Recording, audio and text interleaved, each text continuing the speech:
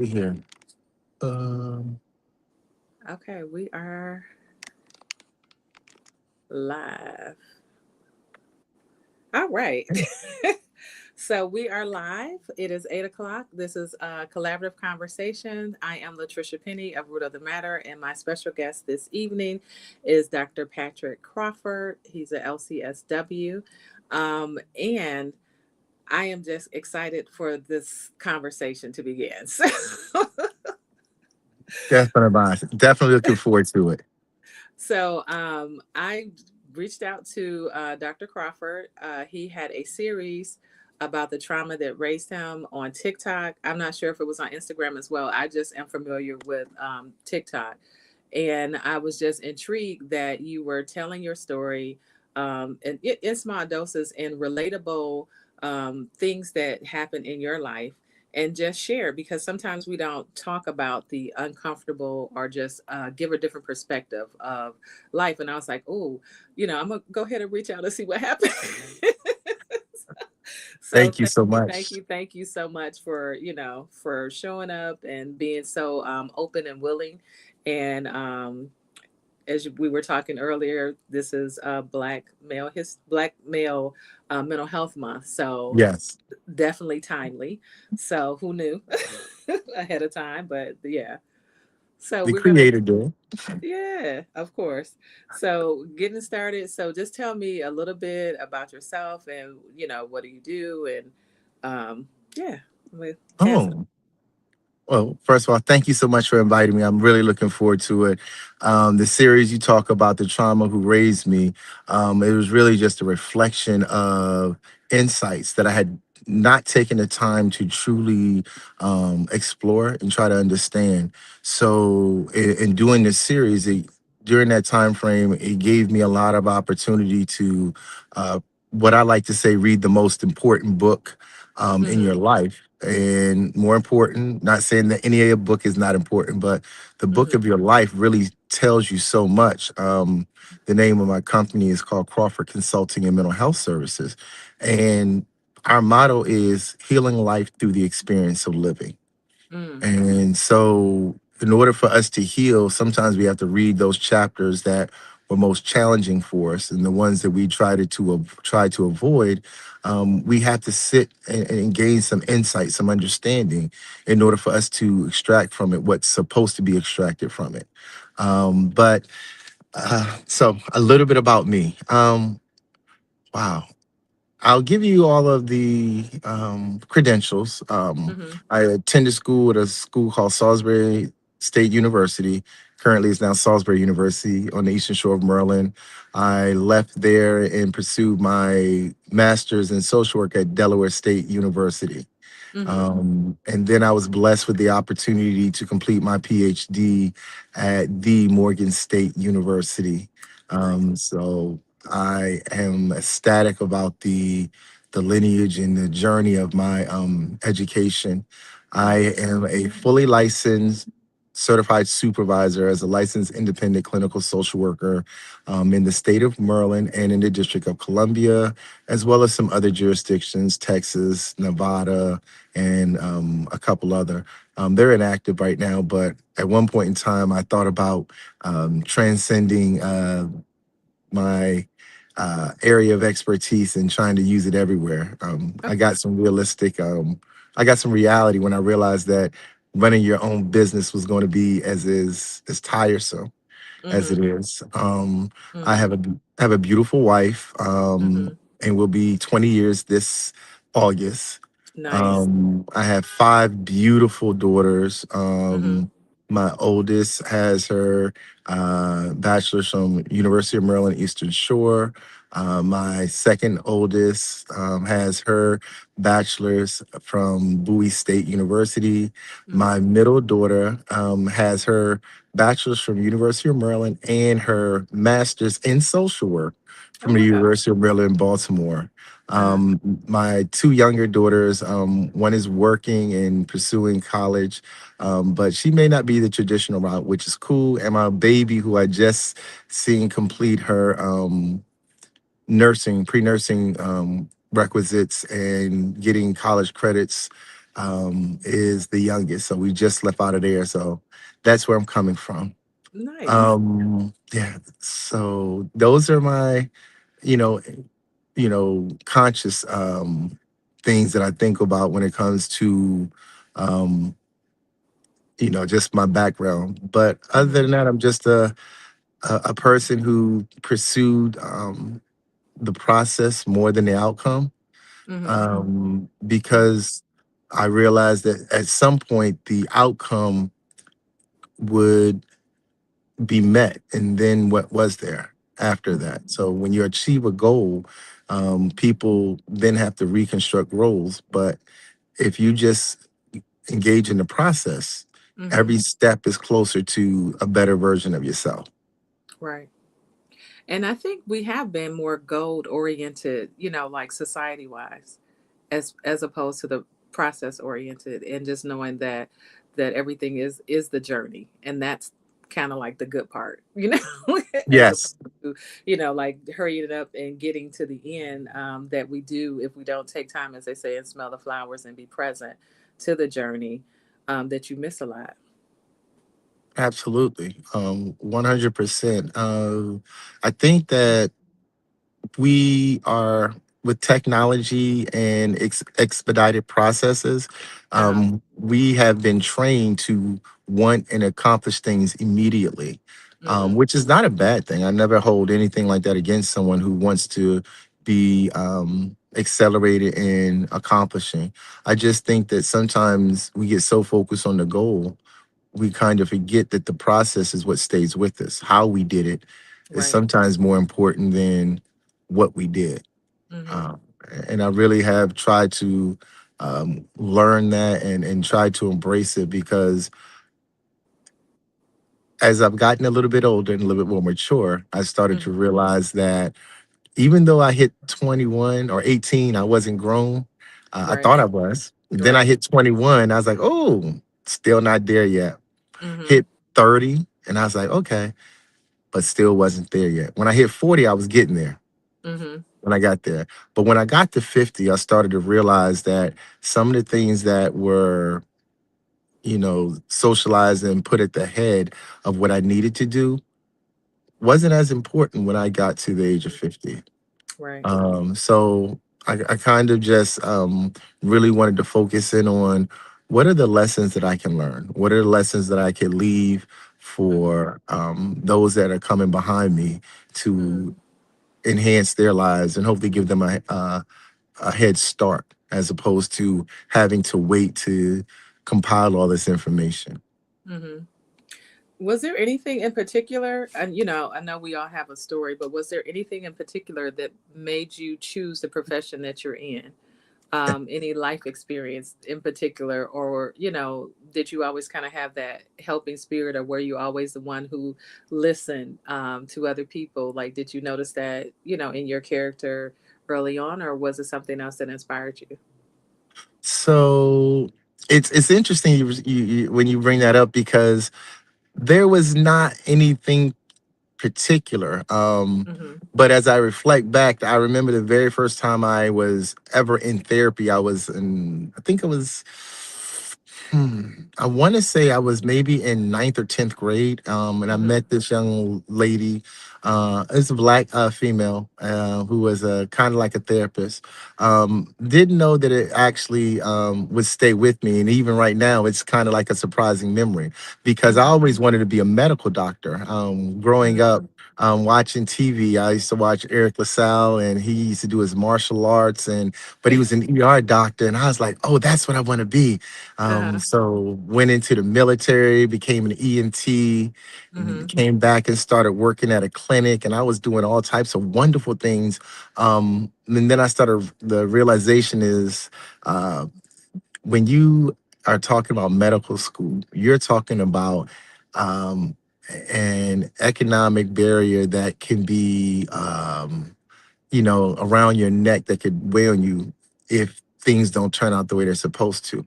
Mm-hmm. So to make a long story short, I was in school and I was studying, you know, I was pre-med major. And Mm-hmm. then for some reason, I had to take a class they made me take. It was substance abuse.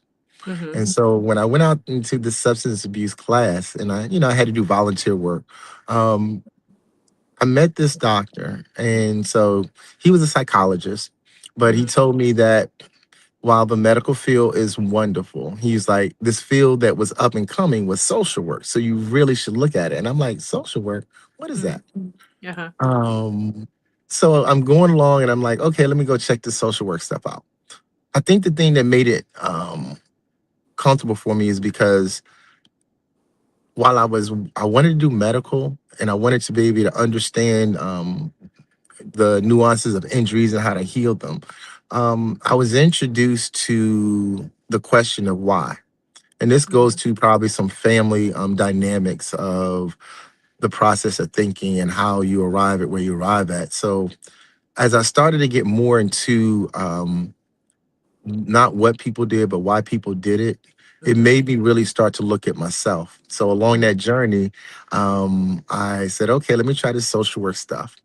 I was pretty good at it academically, but it seemed so natural. It seemed like it Mhm. was a part of um, who I was supposed to be.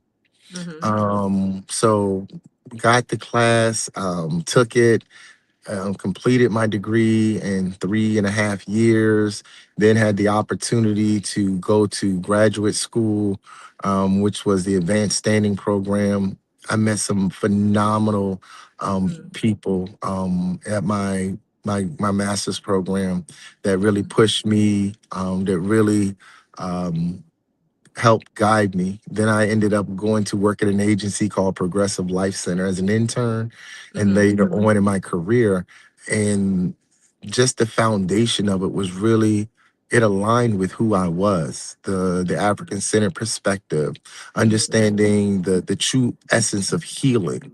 Mhm. And that really started me on a journey of truly trying to understand what does healing look like. And I Mhm. believe that each stage was a developmental milestone that needed to be accomplished in order for me to become a better version of myself. Mhm. So to answer your question, I think that it was planted when I was younger, but I think Mhm. it was watered and it was cultivated probably when I got to college. I think that's what it was. That plus I love African American history because I was the president of the African American History and Philosophical Society. So we read Uh-huh. some really good books. We used to kill it with the conspiracy series. We read Black Boy. We read Visions for Black Men. Mhm. We read Sister Soldiers. We brought people in, Sankofa the movie. Mhm. So there were a lot of things that were cultivated and were guided by me, just my vision and my understanding along that path. And for those who may look at this later, could you explain what you would say the difference with the in a African perspective with therapy, um, and how that's different from traditional? Okay, so I believe that more westernized or your westernized theories pertaining to healing are about stopping the behavior. It's Mhm. very symptomology driven, reduce the Mhm. symptomologies, and it's almost like you can figure it out. There are certain developed milestones you're supposed to accomplish, Mhm. which I think fragments an individual. From the African centered perspective, what it really boils down for me is the holistic approach to making sure that you are never just stagnant in one area. And it's about your entire being as Mhm. opposed to just your behaviors. Um, that means a lot to me because it helps me understand that healing doesn't come from anyone. Healing is a natural process. And when you're African centered, you really start to recognize that the only thing your job is to do when there's an injury, especially when it's social, emotional, or trauma, is not to cause it to be infected. Mhm. And a lot of times, I think that's the biggest thing that uh, most people struggle with is they try to prevent it or they try Mhm. to avoid it, but they never do the cleaning out of the injury Mm. that stays with them. Right. And you have to get to the foundational aspects of the trauma in order for Mhm. you to truly do the work in order to lead to healing. Thank you. Thank you. Yes, that was awesome. Thank you. So, if you were a book, what would the title of the book be and why? Ooh, okay. So now you're getting into some real stuff. So I do a training called We Wear the Mask. And if I was to ever write a book about my life, it would really be called The Mask That We Wear. Mm-hmm. And the reason I say that is because during our development, um, just from a holistic perspective, whether you're talking about education, economic, spiritual, emotional, um, we also develop ways to protect ourselves. We develop ways for us to make it through. But Mm-hmm. along the way of making it through, we have to code switch, even though some people may say they don't. We have Mm-hmm. to Yeah. mask what we truly feel, not because of who we are, but because of what's accepted. Mm-hmm. And I figured that throughout life, I've worn a number of masks. Um, the thing that made it relevant was my awareness of its existence. So it Okay. never stayed on too long. Well, Mm-hmm. it stayed on long enough for me to accomplish certain things in life, but I started to realize that the masks that we wore were essential to our being. But what's more essential is discovering who you are at your essence, Right. the things that drive you to live life. And it's not the tangible things. It's not the money. It's not the education. When you really get a chance to know who you truly are, you Mm-hmm. really get a chance to heal because you Right. know where you're fragmented. You know where the injuries are. A lot Mm-hmm. of people hide their injuries and they bury them. Just like masks, just like when we're injured and something starts to heal, we just don't want to visit it, but then we become infected. Mm-hmm. Each and every stage of our lives for me has been about uncovering the mask that I've worn. And it's Mm-hmm. crazy because people don't realize that most of the masks we wear were given to us to wear based upon the circumstances and the situations that we encountered. Our parents forced Mm-hmm. us to wear masks, not because they identified them as masks, but because they knew what it would take based upon their lived experience to survive. Right.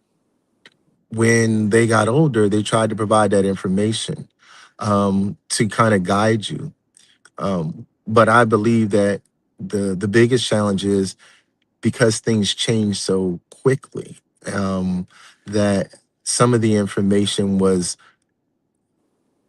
some of the information was not necessarily, it was not did not correlate, but it was more so that the times had changed so drastically. We went Mm-hmm. from a society um, during the 1960s where there was integration. But during that integration, there were so many people that had to choose between their culture and the survival of themselves individually. Mm-hmm. And most of the time that had to do with money. So during that time frame, you had the 70s and you had those individuals coming out of integration and how it impacted them, especially in towns where it was not as productive or there was not as many resources to assist. You get to the 80s, you start getting to the cocaine crack epidemic where Mm-hmm. so many people are injured coming out of the integration period. Then you went to the prisoner pipeline where they literally funneled us into prisons to reinforce the control and the damage that they had done. I think that when it came to the 2000s, we had lost out so much of information and knowledge and wisdom that it Mm-hmm. was never someone there to help us understand what the essence, what the framework was. So it was replaced. And it was replaced with technology that says now, everything that we do, we need to have it done right now. Life is Mm-hmm. short. You want to live it to the fullest. But it's not that short that you can't engage in the process. It's not that short that you can't develop framework.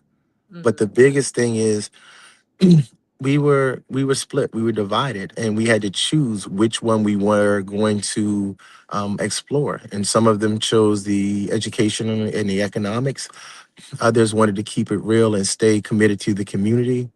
But we lost a lot of the community organizations that supported staying in the communities that we were raised in. Hmm. So I mean, yeah. So it would be The Mask We Wear would be the name of the book. Yes, Just so you we know. have a comment too. So, what I was saying, what you said about, African mental health and perspective and holistic. A comment was saying that that was not only awesome, but it was very deep. That was from Xavier Black. So, y- and just listening to you, I'm just like, I'm once again so glad that I did reach out, because just the information that you're providing is like, remembering, remembering a time where this was more in my forefront, as opposed to, going about the day and not checking in as much culturally. And Yeah, so I'm really ecstatic that you're here and just sharing, because you are dropping all kinds of gems and wisdom. appreciate it. And so, so this, I knew it was gonna be awesome. Um, so can you think of someone or something that over a short period of time had a really big impact on you? So my mother had probably the most impact on me throughout my life. Mm-hmm. But there was this one man who was such a phenomenal impact for the time I was in college. His name was Mr. Vaughn White. Mm-hmm. Um, the information he provided, even if it wasn't just through just verbal communication, the books he gave me to read, Mm-hmm. they guided me. And even though we sometimes had the opportunity to talk about it, it was just the fact that he reflected what I believe Black men should aspire to be: giving of his time, um, Mm-hmm. being open, being comfortable and being confident, being able to stand 10 toes down on who he was and not compromising that, and not, but yet still being compassionate, understanding to see a need and just to fill it in.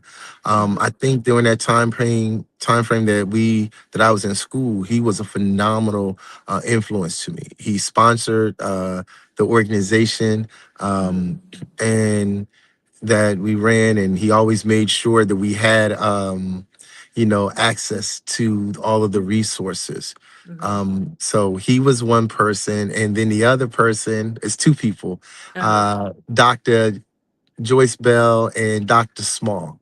Dr. Small was my African American history teacher, and she was a person that was she was phenomenal. She Mm-hmm. was somebody that would tell you real quick, I don't care what you call me as long as my paycheck is right. And Mm-hmm. so she was a doctor, and I Uh-huh. always wanted to make sure we respected that title. Mm-hmm. But she says that she just said so many profound things in class, and she made you work.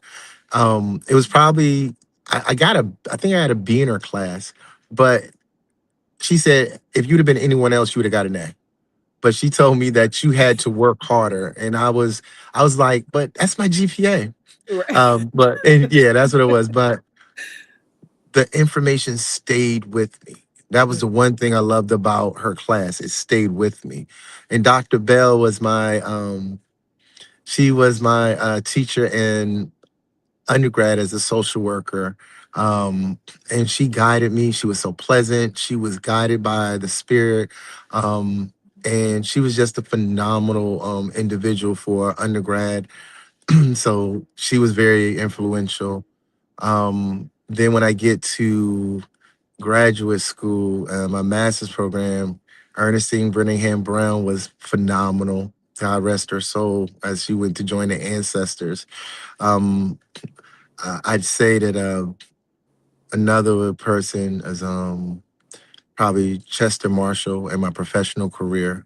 Mm-hmm. Um, that he was dynamic, and then also even my cohort Mm-hmm. through my PhD program were influential.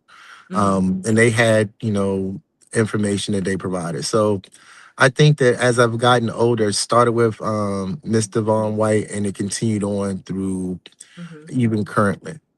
So yeah, those are the people I think that had influence on me. As you were speaking, just about the people who were influential, I just have a question, because it came up just me thinking as you were talking.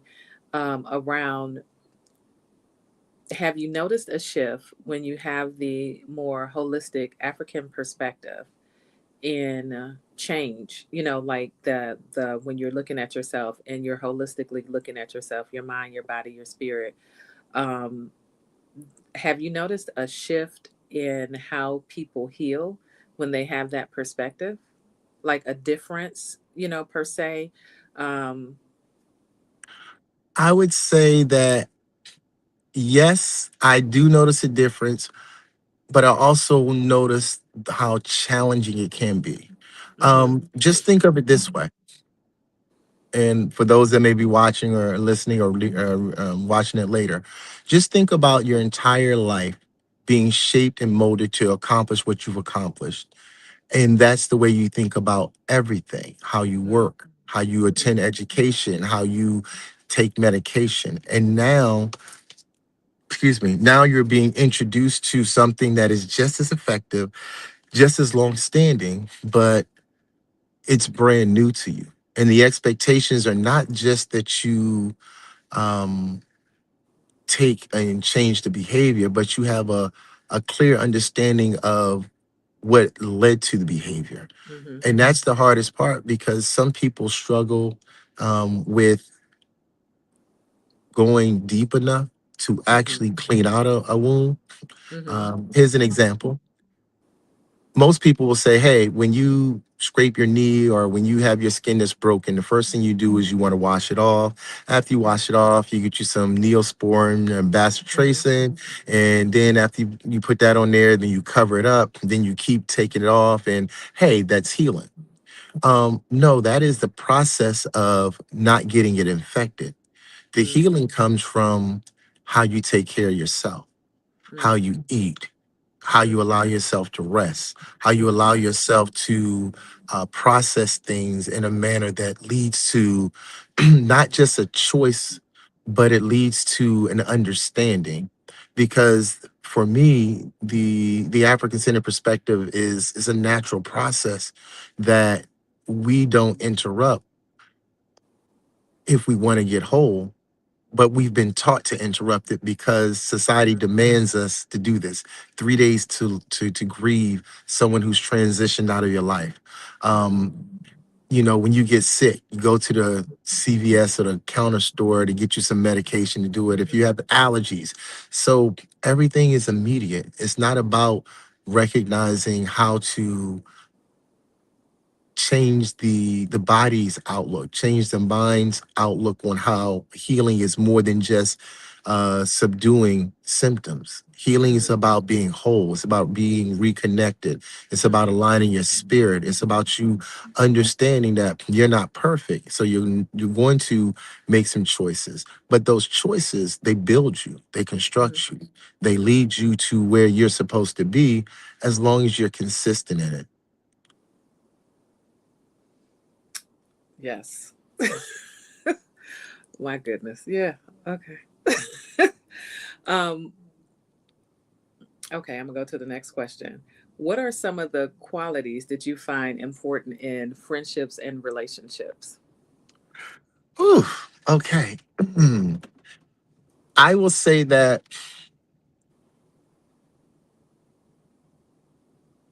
the qualities are that I look for in relationships and friendships are loyalty. I don't look for perfection. I Mm-hmm. look for consistency.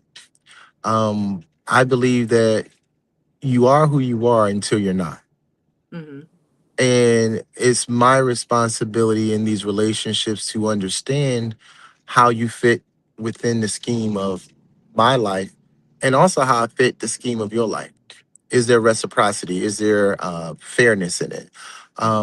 And so I look for those qualities because you can't tell by a person's actions whether or not that's truly who they are, but that's how most people are judged.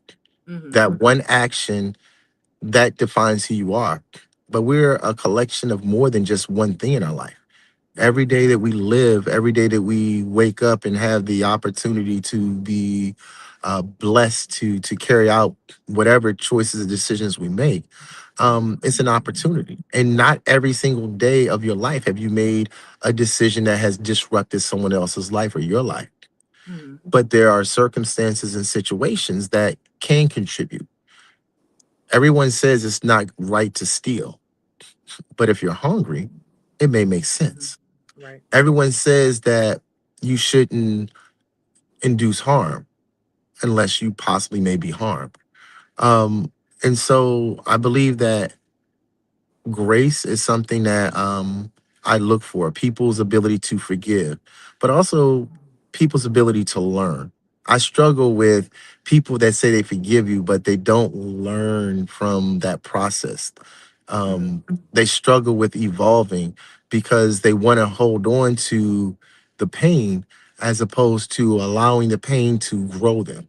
Mm-hmm. Because I don't think pain is something we should have to always experience, but pain teaches us how to take care of ourselves. Mm-hmm. Illness teaches us how to focus in on us. And sometimes I believe that when we do get sick or when we do get ill or when we do get injured, we can't change what has occurred. What we can do is, adapt our responses to how do I improve? How do I increase the ability for me to not struggle with what has occurred? There's a recovery period there. There's a reconstruction period for who you are that needs to Mm-hmm. take place. So those are the things that I look for in relationships. Those are the things I look for in friendships and my engagements and interaction. I can interact with anybody. I can Mm-hmm. go into any setting, and I'm comfortable with me. But I think I look for what's in me in order Mm-hmm. for me to connect with individuals and to build relationships.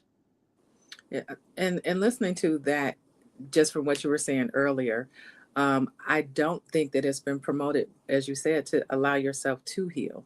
We have been, always like, okay, how can we quickly deal with this? And because things may be uncomfortable, because it is painful to go through the process of seeing how this particular thing is to make us grow.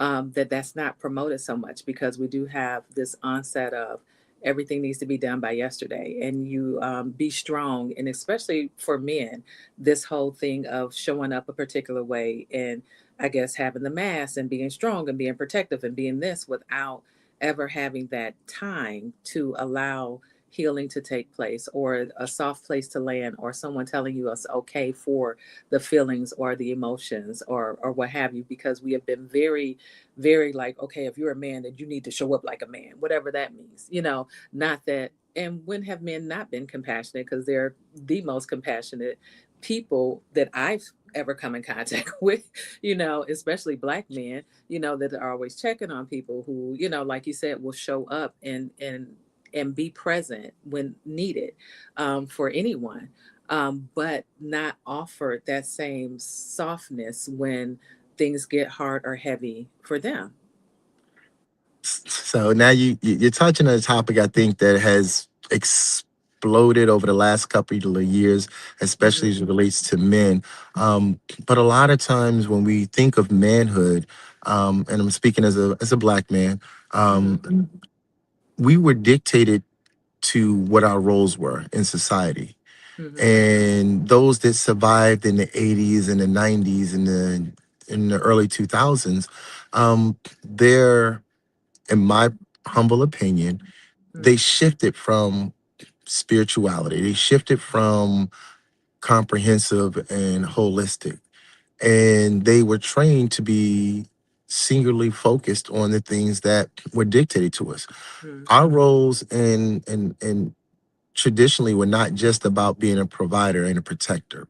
That's the role that was assigned to us. And a lot of Mm-hmm. times when we get grouped together with other males, they see us through the same frame, but that's not true. That's not truly the essence of all black men. Most black men can do anything you ask them to do or what you train them to do because we're amenable and we're adaptable to the situations. But at our essence, we can be strong. We can be protectors. We can be providers. but we are Mhm. also good lovers. We're good listeners. We're good Mhm. communicators. But that's not what's been demanded of us. And that's Mhm. not the expectation when it comes to relationships that we engage in. I did my dissertation is on the underutilization of mental health services among Black men, Mhm. and so I did a focus group and did individual interviews, and a lot of the brothers that were making I did about it was 20 men, about 20 men in my study. Most of them made above six figures. Mhm. I'd say about of the 20, and the only ones that weren't were students that were participants in that study. They made good money, Mhm. but they were drained. They were tired. Mhm. There was not a place, as you said, to land soft. And I want to be very clear. I'm not saying that men need to be soft. What I'm Mhm. saying is that I believe that Mhm. men need a place where they can be heard Mhm. in their totality with Mhm. the loudness and the tones that make people understand their passion. But Mhm. a lot of times when they go to therapy, they look for healing. People look at them and they believe they should be acting the way the traditional Mhm. um, client should act, but we're not. We Mhm. have histories of rage that we carry on. I mean, I'm not trying to get off topic, but there's a study by I don't know if people have ever heard of ACEs, adverse childhood experiences that have Mhm. occurred. Mhm. Um, Black male children have suffered an extreme amount of adverse childhood experiences. Mhm. But it wasn't until recently that they started to realize that because they've suffered those adverse childhood experiences, their DNA is being shifted because they have to operate in a hypervigilant mode for a consistent that becomes their norm. So now Mhm. the body has to adjust to that new norm Right. that they were forced to do. And not trying to be, too academic, but it makes it difficult because when you've been conditioned to be one way, as we started off in this part of the conversation, Mhm. it's extremely hard to be open to anything else. Because if you open yourselves up to something else, that means now you have to make a choice. It's right or wrong. Well, right or wrong means that there's either one way or another in which it can be done. And if you do it this way, it's right. And if you do it this way, it's wrong. But when you start thinking about it, you start to realize that it's not about the end or the conclusion. It's about what you accomplish during the process to place you in a situation where you could at least see the outcome. And Mhm. sometimes you started to realize that the outcome wasn't what you wanted or you weren't going to accomplish it, but you did okay. Mhm. I think I'm a prime example of that. I definitely had a different goal, but I Mhm. followed the process and I think I'm okay. Right. And But a lot of Black men don't get that opportunity. or just even that sometimes it changes. Like I don't know how usually when we're set on doing things, we have it like in order for me to do the thing right, it needs to be this, this, this, this, and this. And not knowing that, like you said, as you go through the process, you may change your whole thing, and it's none of that. And it doesn't mean that anything is wrong because it doesn't have to be, like you said, a right or wrong, but that, you get to change. The more that you spend time with yourself, I think you change. The more that you are able to sit with and go through the process, you may find, like, oh, I thought I wanted that, but now I've enjoyed this, or now that this has come out, oh, this feels way better than the other thing, Mhm. like, Exactly. Absolutely. and being open to that change, or but a lot of times I think there is that pressure to do whatever, like, okay, so we need to take this job because that one does have the money, but I never really wanted to do that, but that's the thing that's going to give me the income that I desire in order to be the thing, or to be seen as a particular way as well. No, and I truly do understand everything that you're saying. And once again, this is not limited to just Black men. I believe Hmm. that it can be seen in pockets of minorities and what's been they've been acculturated to based upon how they've been socialized. Hmm. The reason that it's so prevalent for Black men is because of the fact that when you see Black men, we are not measured by the things that I believe makes me a man. We're Mm-hmm. measured by the the toys that we have. Mm-hmm. Um, and not only being measured by the toys that we have, but the size of our bank account. Mm-hmm. Um, can we physically, you know, can we physically handle ourselves in certain Mm-hmm. situations? Right. Can we Right. protect? Mm-hmm. Um, and the great thing about the I like right now is that there's at least discussions. I Mm-hmm. don't know where I fall on all of them because they're Mm-hmm. so extreme in some Yeah. cases. Uh-huh. But I just like the conversation. I'm a very half glass kind of full person. Mm-hmm. I never see the glass being empty. I'm always looking for Mm-hmm. the the positive because I believe that the positive is kind of like a river. When a river's flowing in one direction, it's flowing. When Mm-hmm. it changes, that's when you run into something. But guess what? Once it starts going again and the flow is right, it's stronger. Mm-hmm. Black people, especially black men, have to be able to, in my opinion, be able to work collectively. Mm-hmm. And in order for them to work collectively, they got to see themselves as not an individual, which is something that's been predicated in this country since our beginning. Since our beginning, you compete to see who's the best. What you do the best at is a contributing factor to our community that we should be utilizing. I Mm-hmm. should not be competing against you to see who if me and you are the best. I need to be the best because my community benefits from what I do. You are the best because your community benefits. And along the way, we build alliances. Mm-hmm. But that's not always the case, Mm-hmm. especially when it comes to how we operate and how we um, collectively try to regain community values and try to Mm-hmm. talk about bringing us back together. But I believe black men have to heal from the traumas they've experienced. They have to be allowed to voice their opinions in a space where no one feels threatened, but they're accepted because that's just who you are. Mm-hmm. Um, there has to be things that for black men that allow for us to be able to embrace uh, the differences, but still be able to draw up on the commonalities, the things that foundationally bring us together, and use that as the foundation for us to reconstruct the cultural vision that we have. Mm-hmm. We have to include emotional understanding, emotional intelligence, and not just in wordplay. Because some people Mm-hmm. can know what a word means and thinks I'm emotionally intelligent. No, it's about the ebbs and flows. It's about the vibe. It's about the Right. essence of who individuals are, and it starts within yourself.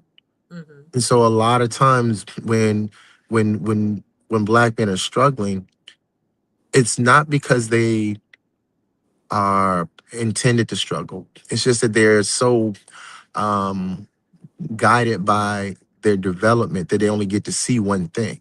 I was blessed with the opportunity to experience a number of different things, and I had the opportunity to process those things. Okay.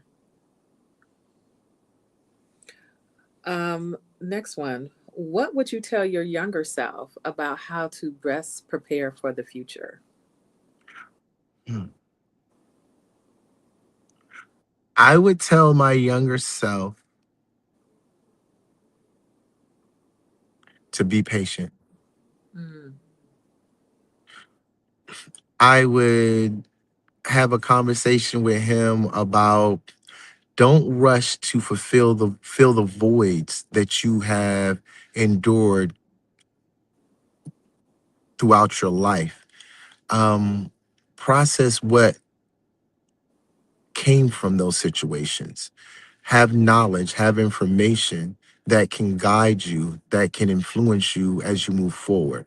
I want to be very clear. There are no regrets about any of the things that I did.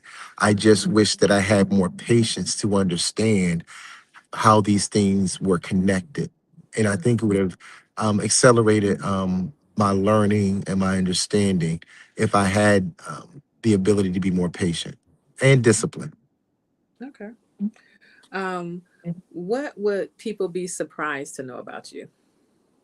Hmm. Um, do I look like a basketball coach? I wouldn't have thought. Okay. So I coach basketball. I don't know if a lot of people know that. Uh-huh. And I coach because the game taught me so much, but I love it because it's indicative of life and it's Mm-hmm. a great teaching tool.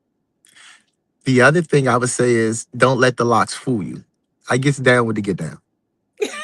Let's be very, very clear. You know what I'm saying? I can be a gully type dude if you know what that terminology means from New I, York. I can be a gully type dude if and when necessary. mm-hmm. Um, um, let's think here. Um, those are two things that I think that the people may not know about me, except if you know me, you know those things Right. about me. Uh-huh. Um, um, yeah, I don't know. I'm kind of, I try to be as open of a book as possible Mm-hmm. because the more open I am, the more I can receive. And Mm-hmm. then that means that I'm continuing to expand because of my interactions and my engagements Mm-hmm. with individuals. I think you're a little bit far back. Let me see if I can get you to the camera. You see me. There we go. Okay. Yes. Um, so what would you say inspires you or motivates you? I think the things that motivate me, I'd say first and foremost, are my children.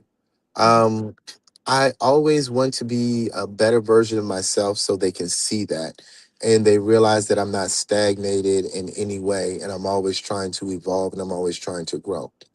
Um, I don't think of things as barriers as much as I think of them as challenges. Mm-hmm. I always am trying to be, excuse me, a better version of myself because I live with the version that, that I am. And Mm-hmm. if there's something I don't like, I have the opportunity to change it. Mm-hmm. So I think that those are the things that motivate me. And also language, which is a weird thing to say because people like to throw catchphrases out or try to catch people off guard or try to um, embellish on their education or their understanding. Mm-hmm. Um, and I think that part of my motivation in the work that I do is helping people be in balance. You don't Mm-hmm. have to be greater than to be great. Mm-hmm. Just be great. Be Right. the best version of yourself. Be the Mm-hmm. most comprehensive, understanding person, and then use that knowledge to, develop who you want to be. Yes. Absolutely. Um, this has been really good. I just want to My pleasure. say. This has been really good. Because I'm just like, in listening to you, it just really does take me back and remind me of a time. And one of the things that I think, when you were talking about the different time frames, from, I'm a 70s baby. So, but just all of the things that have happened in our community and how we've responded to it. And one of the things, Xavier Black said, agreed. He had to shut up and listen. um, but one of the things that I realized is that when you do have the more African centered perspective, um, there's a different confidence level that I noticed when I was more engaged, um, that shifts a lot of things that I don't think that a lot of the other generations have had that opportunity the same way. When you have that exposure, and I'm just thinking of the people who had the exposure. Although I'm from Detroit, we only, if I'm not mistaken, had one person who taught, African American studies, and everybody tried to get in the class. I wasn't able to make it, but there's a different, I think, confidence level when you have people who look like you teach you more about your history and a certain perspective. And and you just know more than what you see on TV or hearing a song or what have you, that it allows you to be more patient, to be more understanding, and also to be more confident in who you are when you have that information. So in listening to you, that's like one of the things that's just kind of been swimming in my head. It's like, oh yeah, you're not as concerned about the images because you know better. Yes, absolutely. Absolutely. Uh, I don't know how much time we have, but there were some things I definitely wanted to share, Mm-hmm. so that people could, just have this and think about it. In my training, we wear the mask. The first question I ask is, are you so aware of who you think you are that you're unaware of who you truly are? Mm, And the reason I ask that question is because most people have an understanding of who they are, but it's limited. And mm-hmm. there's typically a lack of awareness that there's more to you than you realize. Mm-hmm. Um, and so a lot of times when I created this training, obviously it's based upon some the constructs of Paul Laurence Dunbar, we wear the mask, the grins and lies, hides the cheeks, shades eyes, this debt we pay to human guile. When you contextualize that and think about yourself, I think that you have to be able to understand that some of the things that we do are mandated. But just because it's mandated does not mean that we should operate without the awareness of what that mandated process is. Mm, mm-hmm. Um, and that's the thing that constantly is reinforced with me. So for those that will watch this later, please ask yourself that question. Also understand that mental health is not mental illness, Mm. but people use the term and they As if. flip it all the time, and they can Mm-hmm. only see mental health as mental illness. This is my definition. Mental health is the purposeful and intentional process of healing that leads to wholeness. Because when you're talking about health, you're talking about eating, sleeping, Mm, exercising, you're talking about spiritual rejuvenation, you're talking about the ability to actually take a step back and recognize that when you're tired, it's okay. See, that's being mentally healthy. There are mm-hmm. people that are mentally healthy that have a mental illness. There are Mm-hmm. people that are mentally unhealthy that don't have a diagnosis. Mm-hmm. So as long as we continue to look at it as though they're synonymous and they're one and the same, we will use that information to gauge how we go about that process of being healthy. And I want to be able to make sure that at least it's being put out there that they understand that there's a difference. There's a Mm-hmm. difference between mental health, there's a difference between mental illness. Once we start to understand that, and there's a difference between not having symptoms because of what to do in being healed. Mm-hmm. These are things that I try to talk about even in my trainings and my seminars, because I believe that in order for us as a true Black community to come together, we got to stop being seeing the differences and start seeing the commonalities. Mm-hmm. We can build upon the commonalities. That's what strengthens us. Anything that's been put together, they have specific roles. They have Mm-hmm. specific parts. When you look at your car, you look at your house, when you look at even your body, when you look at these things, everything has a part that they play. Find out what your part is and be great at it. Mm-hmm. That's how you are able to distinguish yourself, but that's also how you're able to collectively contribute to the culture, to the community in which we say we're trying to work with. Because the reality of it is that along the way, we become interested in different things, Mm-hmm. and those differences can distract us from collectively working together. And I Mm-hmm. think it's very, very important for us to be able to do that. because we got generations coming behind us. Yes, we do. So are you needing to stop right at 9, or do you have a few minutes? No, I'm open. I mean, yeah, Okay.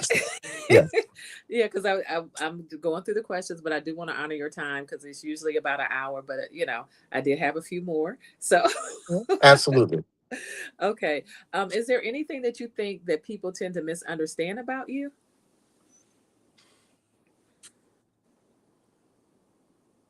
I believe that people can misunderstand things about me because I don't value the same things that they value. Okay. Mm-hmm. Um, and I say that because I try to be as authentic as possible, um, based upon my level of comfort being vulnerable. Mm-hmm. Um, but I just don't see things the same way that other people see them.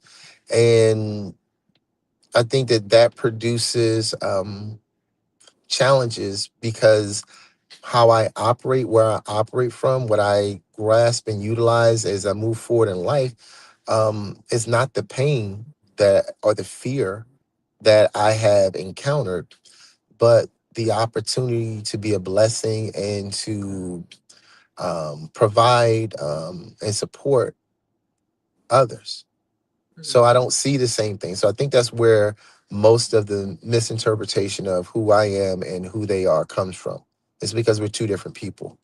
Mm-hmm. And they may not be, they may still be struggling with some pain, some trauma that guides their choices, whereas I am trying to alleviate pain from being a part of my choices. I want my choices to be based on love, compassion, Mm-hmm. understanding, grace, forgiveness, Mm-hmm.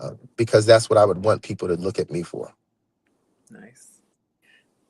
Love it. Um, where, what is a place that you experience? So it could be a where, a what, a who, for joy, that you experience joy. So it's funny because here lately, um, I've recognized that I don't know if I look outside of myself Mm-hmm. for joy. I enjoy, you know, engagement, interaction, and I enjoy the Mm-hmm. presence of individuals. Mm-hmm. But I think it starts with me, and Mm-hmm. that's the part that I um, really has spent a lot of time working on is me being the joy that I look for in others or look to experience when I'm with Nice. others. Uh-huh. Um, and I'm still a work in progress, but at Mm-hmm. least the awareness that it can exist, that's what Mm-hmm. drives me. That's the thing that I'm really, really looking at is, um, joy starting with me and being content with joy being me being by myself Mm-hmm. and being okay. All right. So I think that that's the thing that I look at is starting with myself and understanding Mm-hmm. what that looks like for me. Mm-hmm. So, what would you say that you're kind of the most proud or grateful for? I know that's a list, probably. So with all of the accomplishments, academic and everything, I think the thing that I'm most proudest of is probably being a father. Mm-hmm. I'm not perfect, and I'm pretty sure all of my children will let you know. Latrell, Kiera, Sayla, Sierra, and Madison will let you know I'm nowhere near perfect. You Uh-huh. could throw my brother and my nephew in there, so I'm nowhere near perfect. But they don't know how much they have influenced my drive to be a better version of myself. Mm-hmm. Um, so I'm probably most proud of being a father because in that role, I am allowed to make mistakes Uh-huh. and I'm allowed to grow further. As a practitioner, as a professional, I can't make mistakes because I have people's lives in my hand and not just figuratively, literally. Mhm. When we are working in that role as a healer and a facilitator of someone who's going through a healing process. But as a father, and I'll say even as a black man, it's harder because the expectations are I'm going to be great at everything. Mhm. I have my education, you have making money. So you have to be great because you are a role model. That's a lot of pressure. But as a Mhm. father, I'm allowed to be. Mhm. So yeah, I think that's the most proudest role that I am of because it allows for me to still be me and not, Mhm. to get that break every once in a while. Mhm. Nice. So what have you found to be the thing that assists you with like overcoming barriers, would you say? Ah, so first I reframe it. I never think of barriers. I always Uh, think of challenges. That's the Okay. first thing that I try to do. Mhm. Um, and the reason I think of them as challenges is because, in the grand scheme of things, and I'm a very spiritual person, not a religious person, but a very spiritual person. Mhm. I believe that the Creator propels me into my growth and development when these challenges are presented. I believe that He is telling me a lot of times that, hey, you have this information. Mhm. Even for you to conquer this challenge, you may have to sit still. You may have to reflect. I may have to go back to chapter 34, page 192 Mhm. to pull it out, but it's there. And the Mhm. Creator tells me sometimes by the challenges that I'm faced with, um, to do the research, to get Mhm. the information, to be better at it. Mhm. So that's yeah, I think I think that's where it aligns itself is for me. Mhm. Yes. Okay. So actually, that we're almost near the end. So Wow. yeah, Wow. that was kind of quick. Yeah, it was, but it was pleasant. I enjoyed it. I enjoy interacting. I enjoy the conversation. I enjoy the dialogue. I enjoy the love that I've Mhm. experienced just being here. The acceptance, and I definitely appreciate it. Uh-huh. So thank you. I want to thank you because it's good to be it's good to be seen. Well, that you are, and I'm knowing that more people will see.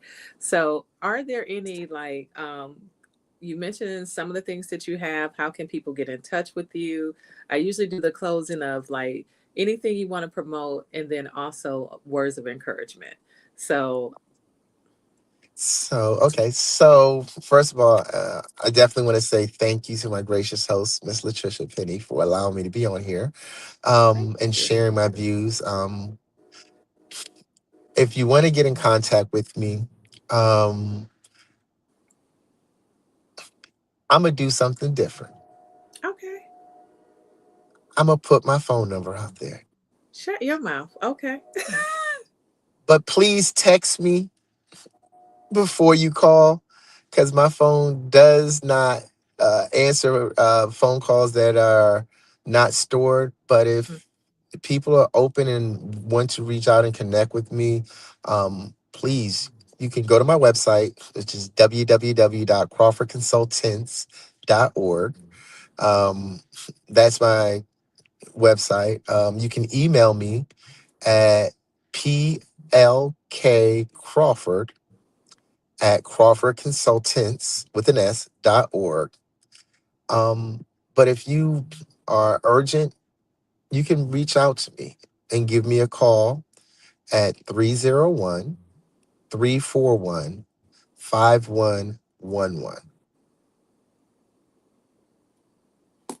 And you'll get me or my voicemail. But please send a text.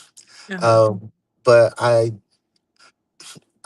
I want to be available to support individuals collectively as, we kind of, Okay, you just um, froze. oh, I'm freezing? No, don't freeze me. You froze for a second. You froze for a Oh, second. You back. Okay, okay, I okay. was like, I know this is about to be good. I need it. Like, Yes. So yeah, like I said, the phone number is 301-341-5111. www.crawfordconsultants with an s.org. PLK Crawford at crawfordconsultants.org is my email address. Um,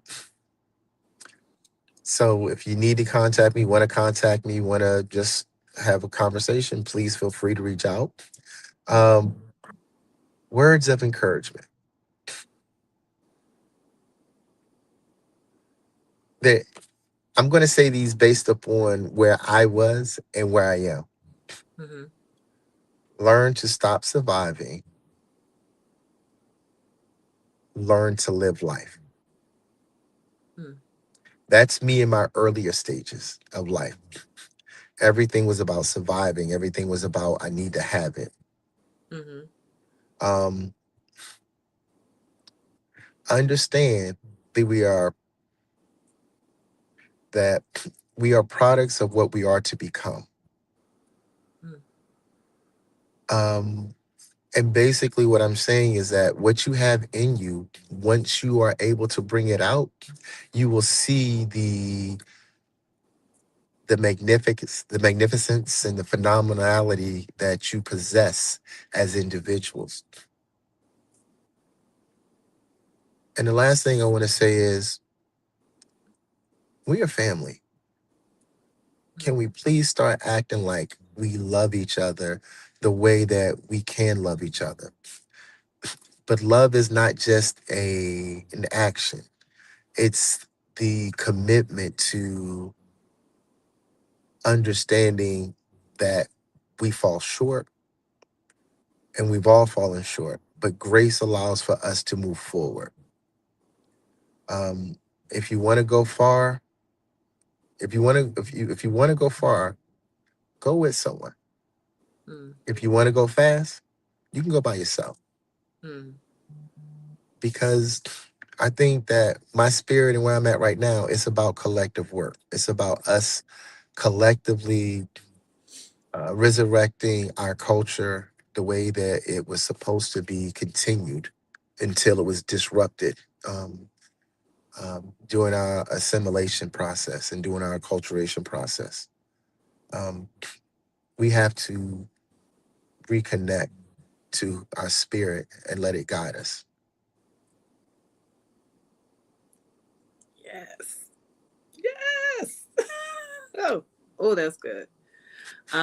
I don't know if anyone has a question. I know the couple people are watching or comment before we close. Um, so if not, Dr. Crawford, thank you so much. Um, this has been amazing. I love everything that you said and just the perspective that you've offered. Um, the gifts that you have given with just sharing. Um, Look, I know change about to happen just cause. How about that? We're gonna claim it in advance. Hey, Ashe, absolutely. so so without further ado, we're going to close out. Thanks everyone, and for people who will watch later, your information I will type in so that they can have your email address and everything else. Once again, thank you again for your time. Thank you for adjusting and making sure you were here, even though time shifted for you. I do appreciate that. And just thank you. Just thank you. Thank you. I appreciate you. And I will continue to support you in all social media platforms because I love what you're doing. You're very eclectic, and part of it is about bringing us all together with our different thoughts and putting us in a room where we can reconnect. And I Yes. definitely thank you for that. Thank you. Thank you. So I'm sure we'll probably talk soon or talk again. I look forward to it. All right. All right. Good Thank night, you so everyone. much. Thank Peace and you. blessings to all. Peace and blessings.